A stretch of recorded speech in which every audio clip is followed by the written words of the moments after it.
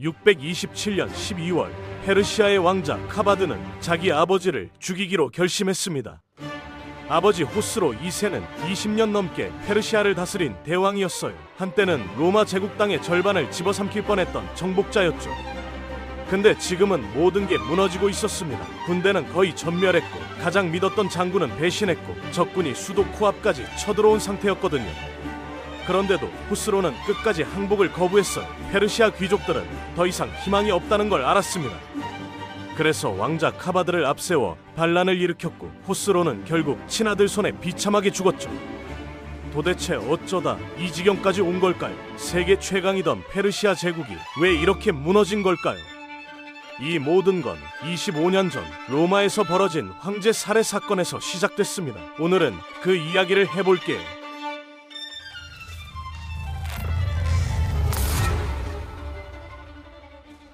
602년 로마 제국에서 말도 안 되는 일이 벌어졌어요. 황제 마우리키우스가 자기 군대한테 살해당한 겁니다.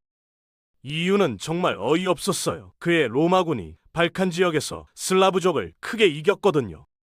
병사들은 몇 년 동안 힘들게 싸웠으니까 당연히 집에 돌아가고 싶었습니다.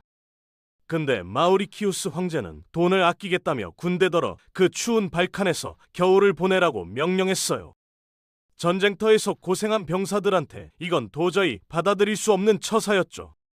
결국 분노가 폭발한 군대가 포카스라는 장교를 따라서 수도 콘스탄티노플로 쳐들어갔고 황제와 그의 아들들을 모조리 죽여버렸습니다. 포카스가 새 황제가 되면서 상황은 더 나빠졌어요. 이 사람은 통치를 완전히 잘못된 방식으로 했거든요. 자기한테 조금이라도 반대하는 사람은 무조건 고문하고 처형했습니다. 나라 전체가 공포에 떨어야 했죠. 근데 포카스가 저지른 가장 큰 실수는 따로 있었어요. 바로 페르시아와의 평화를 깨버린 겁니다. 사실 죽은 황제 마우리키우스는 페르시아 왕 호스로 2세랑 아주 특별한 관계였거든요. 약 10년 전에 호스로가 반란 때문에 왕위를 빼앗겼는데 그때 마우리키우스가 군대를 보내서 호스로를 다시 왕으로 만들어줬어요. 목숨을 구해준 거나 마찬가지였죠. 덕분에 두 사람은 진짜 친구가 됐고 수백 년 동안 피 흘리며 싸우던 두 제국 사이에 드디어 평화가 찾아왔던 겁니다. 근데 호스로 입장에서 생각해보세요. 자기 목숨을 구해준 은인이 잔인하게 살해당했다는 소식을 들으면 어떻겠어요? 호스로는 분노했습니다. 그는 즉시 마우리키우스의 복수를 선언하고 로마를 침공했어요. 호스로는 자기가 가장 신뢰하는 명장 샤흐르 바라즈한테 대군을 맡겼는데 이 장군은 정말 뛰어난 전략가였습니다. 페르시아군은 로마의 동쪽 도시들을 순식간에 점령하기 시작했고 포카스는 이걸 막을 능력이 전혀 없었어요. 전투마다 졌거든요. 608년쯤 되니까 로마 제국은 붕괴 직전이었습니다. 바로 이때 한 남자가 등장합니다. 610년 북아프리카 카르타고 총독의 아들 헤라클리우스가 반란군을 이끌고 수도로 향했어요. 포카스가 나라를 망치는 꼴을 더는 지켜볼 수 없었던 거죠. 헤라클리우스가 콘스탄티노플에 도착했을 때 눈앞에 펼쳐진 광경은 충격적이었습니다.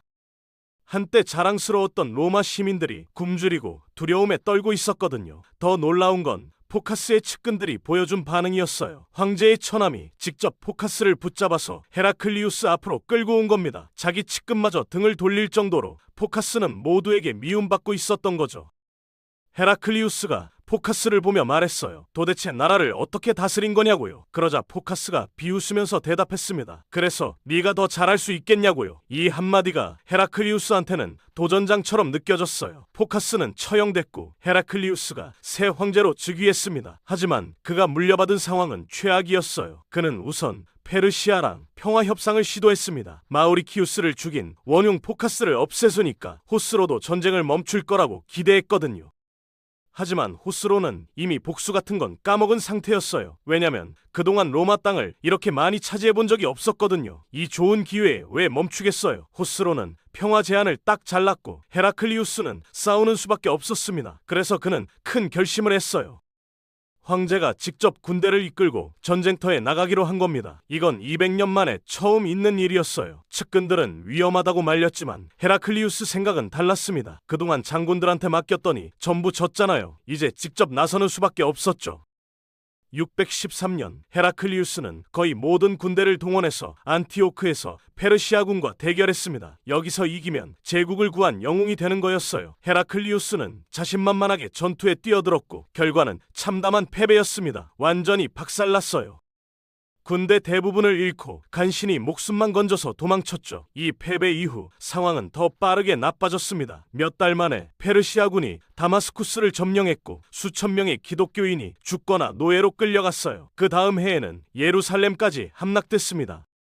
예루살렘 함락은 단순한 군사적 패배가 아니었어요. 페르시아군은 예수님이 묻혔던 성묘교회를 불태웠고 기독교에서 가장 신성하게 여기는 유물인 참십자가를 빼앗아 갔거든요. 참십자가는 예수님이 십자가에 못 박혔을 때 사용된 바로 그 십자가예요. 콘스탄티노플 사람들은 이 소식을 듣고 하나님이 자기들을 버렸다고 생각하기 시작했습니다. 상황은 계속 악화됐어요. 북쪽에서는 슬라브족이 발칸 지역 전체를 차지했고 페르시아군은 마침내 수도 콘스탄티노플 바로 맞은편까지 진군해 왔습니다. 제국은 이제 수도 주변만 겨우 남은 상태였어요. 누가 봐도 끝이 다가온 것 같았죠. 헤라클리우스는 완전히 절망에 빠졌습니다. 카르타고를 떠날 때만 해도 자기가 제국을 구할 운명이라고 굳게 믿었는데 현실은 완전히 달랐거든요. 그는 이것저것 방법을 고민했어요. 어쩌면 남은 영토를 페르시아한테 바치고 속국이 되는 게 낫지 않을까 하고요. 이런 암울한 생각을 하고 있을 때 호스로한테서 편지가 도착했어요. 내용이 진짜 치졸했습니다. 네가 얼마나 많이 졌는지 잘 알고 있고 이제 곧 내 차례라고 조롱하는 내용이었거든요. 헤라클리우스는 더 깊은 절망에 빠졌습니다. 결국 그는 모든 걸 포기하기로 했어요. 수도를 콘스탄티노플에서 고향 카르타고로 옮기려고 했죠. 실제로 배에 짐을 싣기 시작했습니다. 그때 콘스탄티노플 총대주교가 나타났어요. 총대주교는 동방 기독교에서 교황 같은 존재였습니다. 그는 헤라클리우스를 하기야 소피아 성당으로 데려갔어요. 당시 기독교 세계에서 가장 거룩한 장소였죠. 그곳에서 총대주교는 헤라클리우스한테 맹세를 시켰습니다. 절대로 이 도시를 버리지 않겠다고요. 총대주교는 헤라클리우스를 믿는다고 했고 하나님도 아직 우리를 버리지 않으셨다고 말했어요. 그리고 결정적인 제안을 했습니다. 교회가 가진 모든 재산을 군비로 쓰라고요.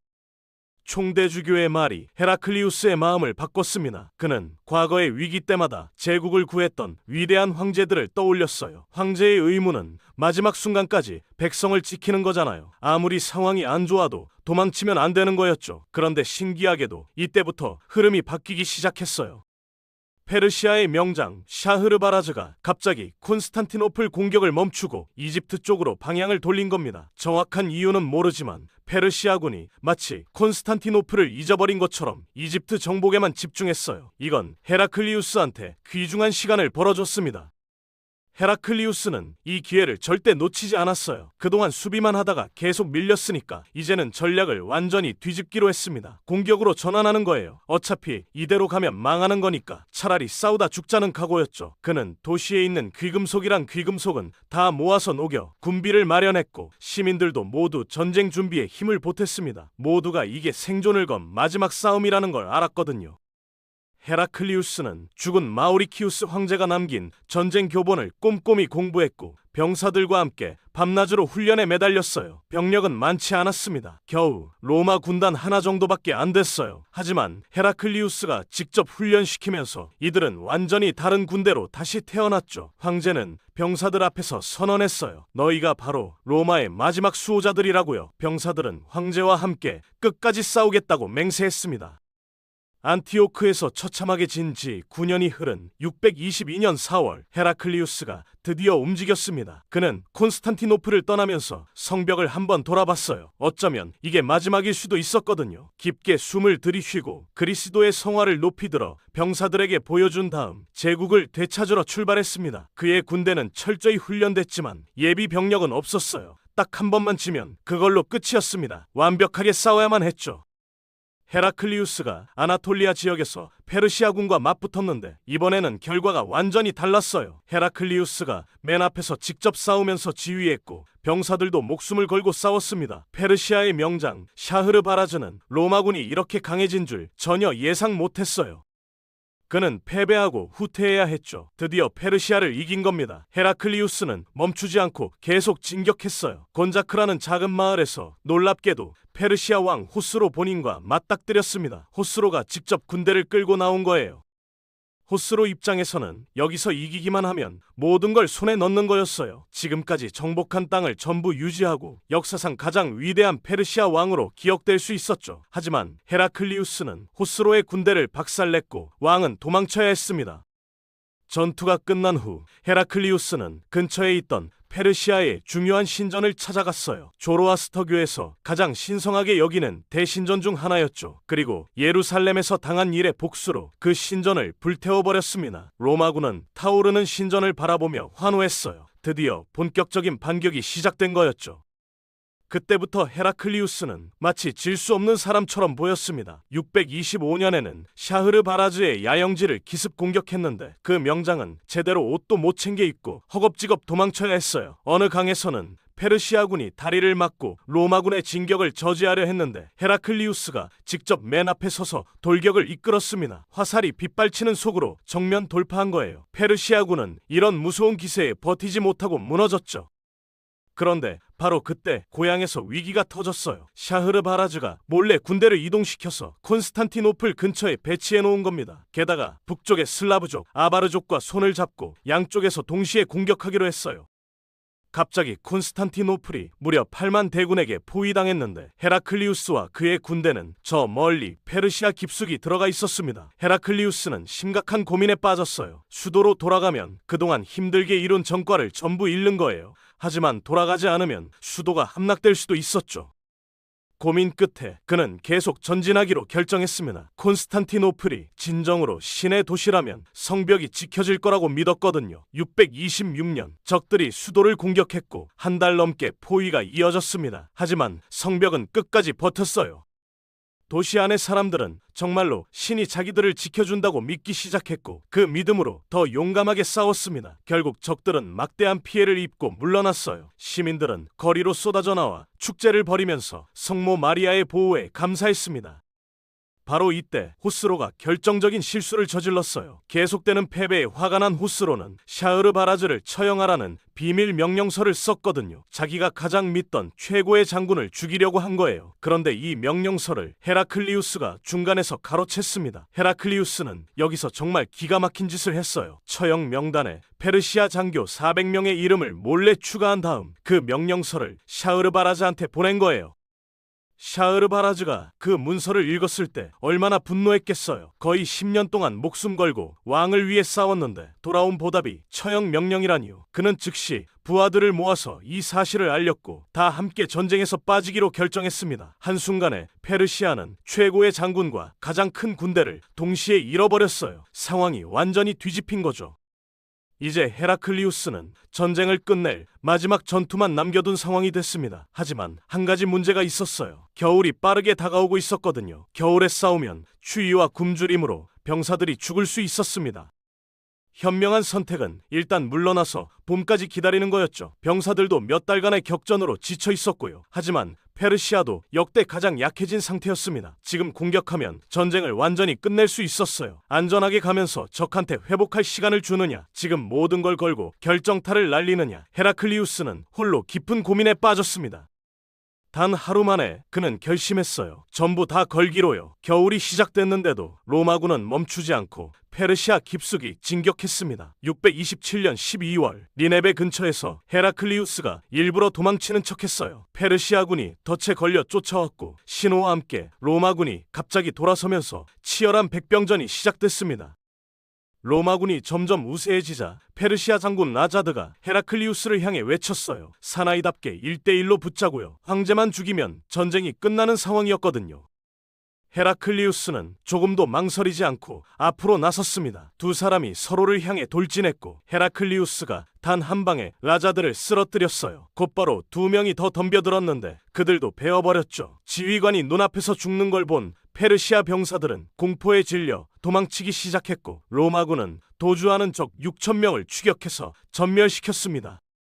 페르시아 군대는 사실상 끝장났어요. 헤라클리우스는 페르시아 수도 근처까지 밀고 들어가서 호스로의 화려한 여름 궁전을 불태웠습니다. 그리고 평화를 제안했죠. 지금까지 빼앗긴 로마 땅을 전부 돌려달라고요. 바로 이게 맨 처음에 말씀드린 그 장면이에요. 호스로는 이 제안을 거부했습니다. 너무 오래 싸웠고 너무 많은 걸 투자했기 때문에 이제 와서 포기할 수가 없었던 거죠. 하지만 이건 그의 마지막 실수가 됐어요. 아들 카바드가 페르시아 귀족들의 지지를 얻어 쿠데타를 일으켰고 호스로는 결국 친아들 손에 처형당했습니다. 카바드는 즉위하자마자 헤라클리우스의 제안을 받아들였어요. 빼앗았던 모든 땅을 돌려줬습니다. 팔레스타인, 시리아, 메소포타미아까지 전부요. 그리고 참십자가도 반환했죠. 수백 년 동안 피를 흘리며 이어온 두 제국의 전쟁이 마침내 끝난 겁니다. 페르시아 제국은 곧바로 내전에 빠지면서 안에서부터 스스로 무너지기 시작했어요. 한편 헤라클리우스와 그의 병사들이 콘스탄티노플로 개선했을 때 도시 전체가 축제 분위기였습니다. 사람들이 눈물을 흘리며 거리에 줄지어 서서 절을 했어요. 자기들을 구해준 영웅 앞에서요. 헤라클리우스는 되찾은 참십자가를 하기야 소피아 성당 꼭대기에 올렸습니다. 승리의 상징으로요. 몇 주 동안 성대한 축하 행사가 이어졌어요. 나중에 헤라클리우스는 직접 예루살렘으로 가서 참십자가를 원래 있던 자리에 돌려놨습니다. 이것이야말로 영웅 이야기의 완벽한 결말이 됐어야 했죠. 만약 헤라클리우스가 바로 그때 세상을 떠났다면 그는 율리우스 카이사르나 스키피오처럼 역사상 가장 위대한 장군 중 하나로 영원히 기억됐을 거예요. 하지만 역사는 그한테 다른 운명을 준비해뒀고 그는 계속 살아남았습니다. 그리고 불과 몇 년 만에 그의 위대한 업적은 빛을 잃기 시작했어요. 왜냐하면 페르시아를 완전히 무너뜨린 게 오히려 새로운 적이 나타날 기회를 만들어버렸거든요. 페르시아 제국이 붕괴하면서 생긴 거대한 권력 공백 속에서 무함마드라는 예언자가 빠르게 세력을 키워나갔습니다. 그의 가르침은 단순히 새 제국만 세운 게 아니라 완전히 새로운 종교를 탄생시켰어요. 그리고 이 새로운 세력은 결국 콘스탄티노플마저 정복하고 헤라클리우스가 그토록 힘들게 되찾은 땅의 대부분을 차지하게 됩니다. 역사상 가장 극적인 역전승을 이룬 영웅이 남긴 유서는 결국 그 자신도 예상하지 못한 전혀 새로운 역사의 출발점이 되어버린 거죠.